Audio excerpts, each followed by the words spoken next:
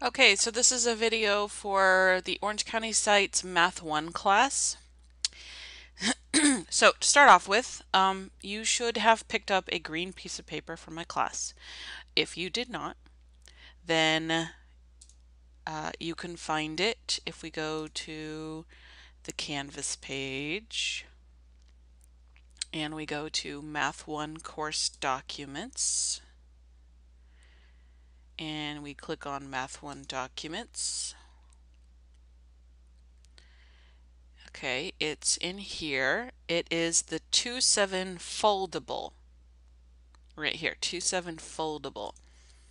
So if you didn't pick it up, you're gonna have to print it out. And the ones that I copied it to on green paper, but it doesn't have to be green. You can use white paper, that's fine. So it looks like this. So what you're gonna do is you're gonna need some scissors. You're gonna cut this out around here and then cut this one out around here. And we're gonna fold it. But before we get into what these are and how we're going to use these, last week we went over, I had you guys do some vocabulary on your own. And so I'm going to look at the pictures that I took from the Murrieta site. And I just want to go over all of those words. So the words that we looked at that I had you look at on your own and get the definitions on your own were sequence, arithmetic sequence, common difference, recursive formula, and explicit formula. Okay, so first let's start by looking at sequence. Let's see if I can zoom in here. Okay. No way it's moving. So the definition of a sequence, it is an ordered list of numbers that often form a pattern. And so for example, -4, 5, 14, 23 is a sequence. There is a pattern to this, right? It looks like we're adding 9 each time. So for characteristics, you can write each number has a term separated by commas. So -4 is the first term, 5 would be the second term, etc. Okay. A non-example, this is sort of a sequence, except instead of commas, you have plus signs. This is actually something else that we'll learn about later. It's called a series, but we'll put that as a non-example. So an arithmetic sequence is a sequence formed by adding a fixed number to each previous term to find the next term. It's always adding the same number. So even if it's subtracting, you can't think of it as subtraction. You have to think of it as adding a negative. So for example, 7, 49, 91, 133. You can have a different example there. That's just one that I did on this card. But you have to start with a number like 7 and you need to add the same number each time. So in this case I'm adding 42 each time. And then in the bottom case we started with 30 and then we're adding a -2 each time. So it looks like you're subtracting. But there is no such thing as subtraction. It's really just you're adding a negative. So in order to have an arithmetic sequence, you need to be adding the same number each time. So in this non-example, 2, 6, 18, 54, there is a pattern. It is a sequence. It's just not an arithmetic sequence. Because if you look at it, you'll see what's happening each time is not addition, but it's multiplication. 2 times 3 is 6, 6 times 3 is 18, 18 times 3 is 54, etc. So it's not arithmetic. Okay. Common difference is the number that is being added in an arithmetic sequence. So in this example over here, 42 is the number that was being added. That would be the common difference. In this example, we have 8, 11, 14, and 17. And so we're adding 3 each time. So that's the common difference. And we use a D to represent it. Okay. Then we had two kinds of formulas. We have a recursive formula and an explicit formula. So the definition of a recursive formula is it defines the terms of a sequence by relating each term to the one before it.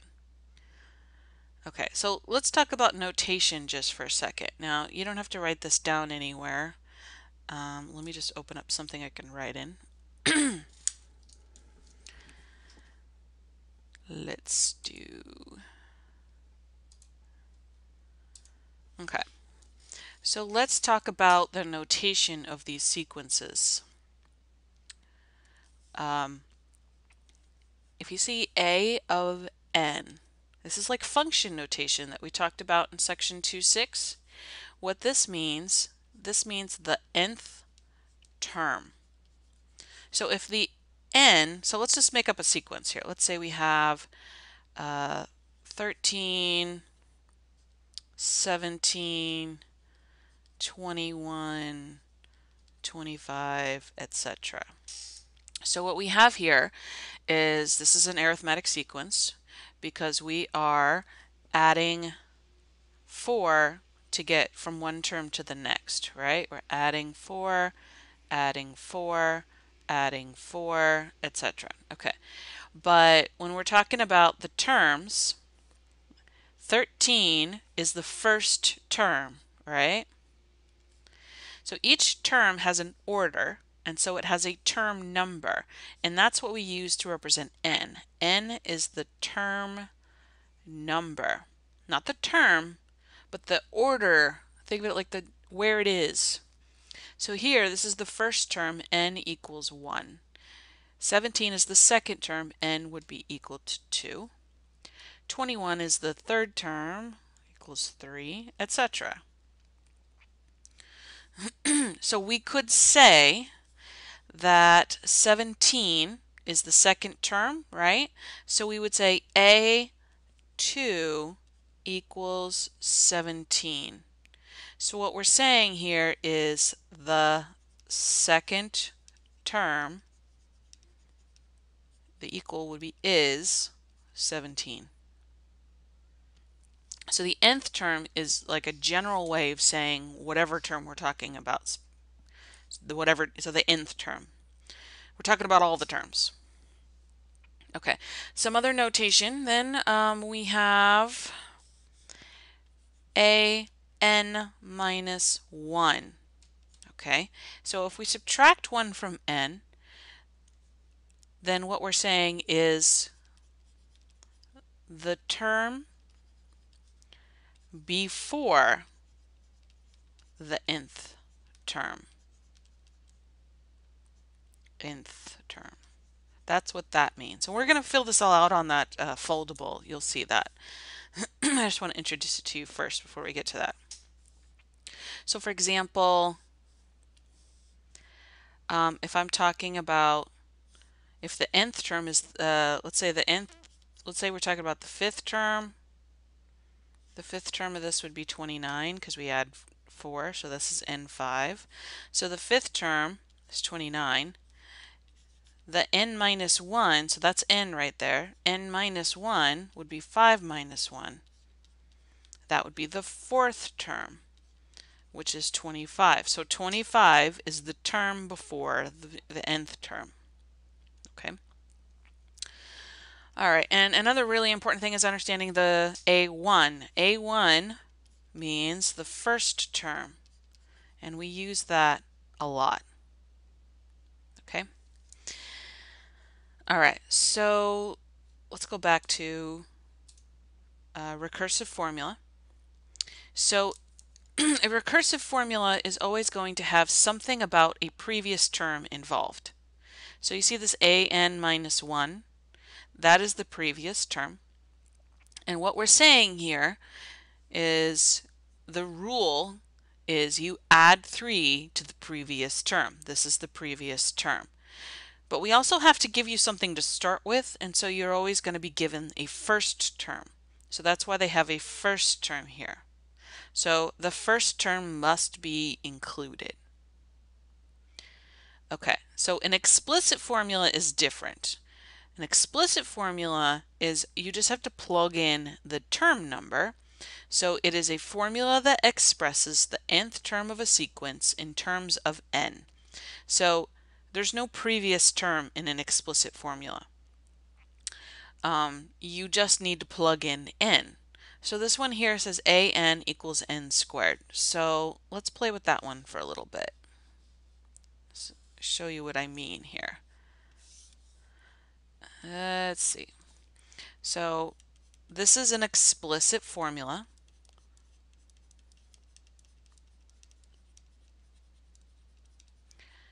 And an equals n squared. So if you want to find the first term, it's easy. Just let n equal 1. So you plug in 1 for n, and we get the first term is equal to 1 squared, which is 1. So the first term of the sequence is 1. And we can keep doing that. The second term would be, you plug in n right here, would be 2 squared, which is 4. You can find the third term. So you just keep doing this. You could even jump ahead. You can find the 12th term. That would be 12 squared equals 144. Okay, so you can find any term you want if you know the term number. Now with a recursive formula, let's show an example of a recursive formula. So let's use the one that I had as the example there. This one right here, a of n minus 1 plus 3. A of n equals a of n minus 1 plus 3. And then they also have to tell you the first term. So the first term here is, what did I say? a1 equals 2. Okay. So a1 equals 2. So I already know the first term because they told it to me. They said a1 equals 2. Now, if I want to find the second term, I need to understand how to read this. Well, just like in the last case, you can just plug in 2. You can plug in an n, because that's what I was doing before, right? I was plugging in the n's here and here. So the first term was 1 squared, the second term was 2 squared, etc. So I can plug in the n here and it will actually work. So let me show you. If I want to find the second term, to plug in 2. So that would be a 2 minus 1 plus 3. Well, a of 2 minus 1 is just a of 1 plus 3. A of 1 is a number. I already know it. It's the first term. They told it to me. It's 2. So I can substitute 2 there. Okay, well, that gives me that the answer is 5. So the second term is 5. Now, you don't really have to plug in n, but you can, like I just did. If you read this as, this is just the previous term plus 3. So if I want to find the third term, then I know I have to take the second term and add 3. The second term was 5. So if I add 3, I get 8. And then you get the idea. It's just I'm adding 3 to the previous term. So the next one would be 11. Then the next one would be 14, etc. Okay, so now we're going to need that foldable I talked about at the beginning. This is how you're going to fold it. Okay, let's see if I can kind of, there's a crease right here. Now, then it's cut here, here, and here, just on the flap. And the same thing for those. So what it ends up looking like is this. See how it's cut here, here, and here, and here, here, and here. So that's how you want to make it look. Okay, so I'll give you, so take the time to cut it out and fold it and cut the little slits so that you have the little doors, and then we'll talk about it. And when you're ready, you can unpause the video. So pause it, do that, and then unpause it. Okay, so you folded it along that and you cut the top, so you have these doors here. Okay, so I'm going to write it on top just so that we can know what we're talking about. This is a of n equals a of 1 plus n minus 1 times d. That's what's written on the other side. So when you flip up each door, okay, we have a description of what each thing is here.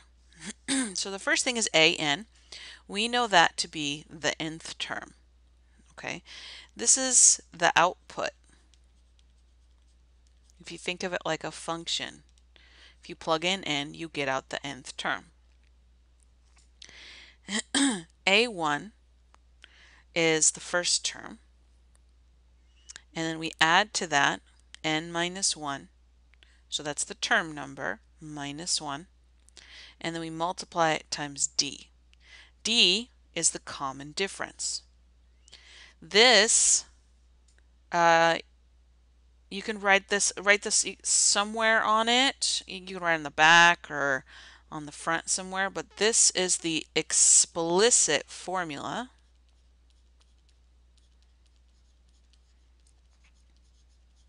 So that's the one where all you do is you plug in n for an arithmetic sequence. So using this formula, you can find the explicit formula for an arithmetic sequence. And we're going to look in your book and do some problems after this, so you'll see how it's used. But what it does is you plug in a few things and you're going to get the explicit formula. So the only thing you need to plug in for the explicit formula is you need to plug in d, which is the common difference, which is the number you're adding by. And then you need to also plug in a1, which is the first term. Okay, so let me show you an example of that. If I can get some room, I know, I'll just click over. And so you can see how, and then we're going to do some more later. Okay. Okay, so this is a1 plus n minus 1 times d. Okay, so you have to have a sequence. Let's say we need to write the explicit formula for a sequence. Let's say we have 18, 15, 12, etc. So we need two things. We need a1 and d. So from this, we need to find those two things. Well, a1 means the first term. That's easy. That's 18. That's a1. So we're going to put an 18 there. And then we need the d, which is the common difference, which is the thing that you need to add each time. So what are we adding each time? So from 18 to 15, what are we adding? From 15 to 12, what are we adding? We're adding a negative 3. It looks like subtraction, but it's actually adding a negative, but those are the same thing. So your d is negative 3. So we plug that in. We leave everything else where it is. So we're going to have 18 plus n minus 1 times negative 3. Now, leaving it like this is unsimplified, so we're going to distribute the negative 3. We can distribute from the right side. So that gives me 18 plus negative 3 times n, and then a negative 3 times a negative 1 is a positive 3. Combine like terms, that gives me 21 plus negative 3n, or negative 3n plus 21.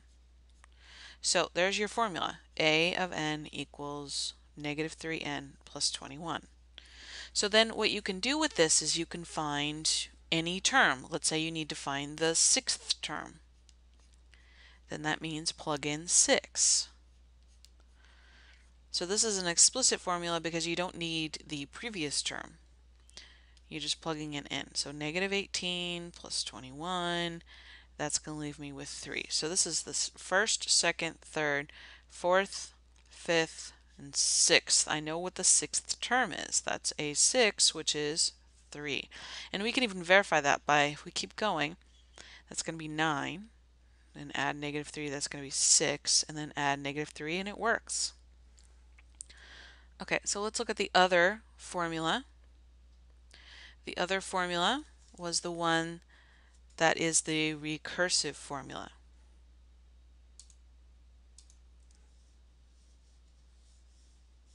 Oh, hold on.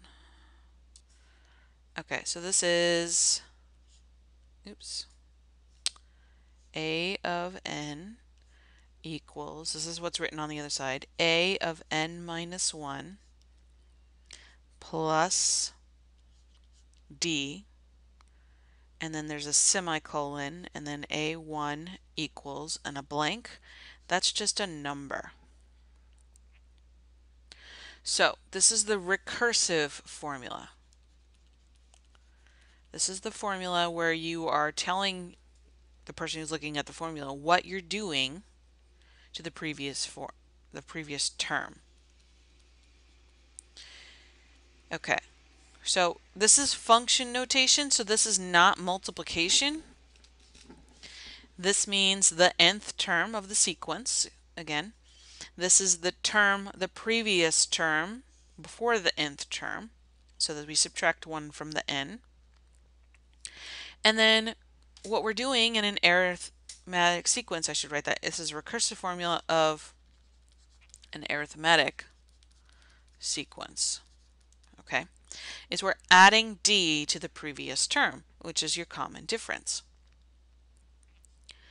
Okay, and then after that, you have to tell what the first term is, because if you don't, they have nothing to get started from. Like if I say, oh, you're just adding 5. Adding 5 to what? What am I adding 5 to? You need to have somewhere to start. So you have to state what the first term is. So the first term has to be given. So let's go back to the other one and write let's write a recursive formula. So we had 18, 15, 12, 9, 6, 3. Okay, so if you want to write the recursive formula, we use this. And then the second part is a1 equals. Okay, so there's really only two things, again, you need to plug in. You need to plug in what the d is, and you need to state what a1 is. And that's all you have to do to write the formula. You don't even have to simplify this one. So our first term was 18. So we leave this thing, which means the previous term. So our first term was 18, and our common difference was -3, remember? So we're just using the same two pieces of information. So then -3 just goes here, and you're done. That's it. That's how you write the recursive formula.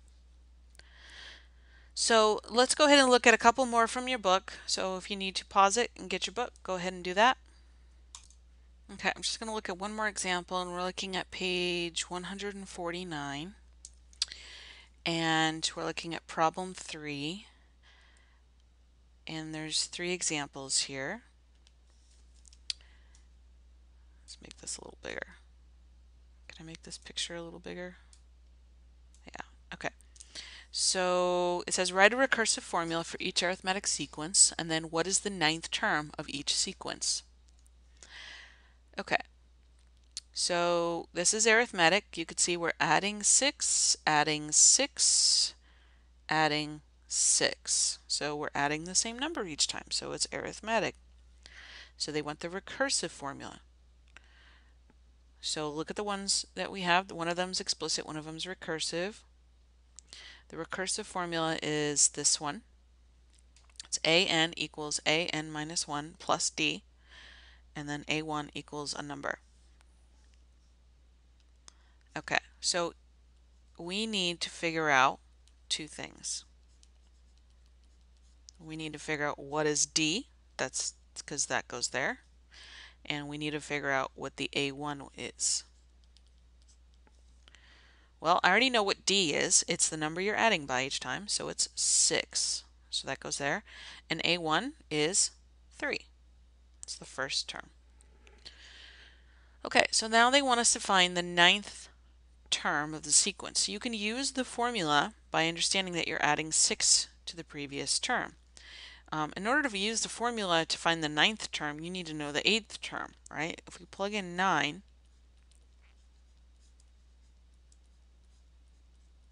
it would look like this. This is A8, but I don't know what AA is. And so that's sort of the downfall of the recursive formula. You can't just find any old term. You have to know the previous term. So we can just keep adding 6 because we know that's what you're going to be doing.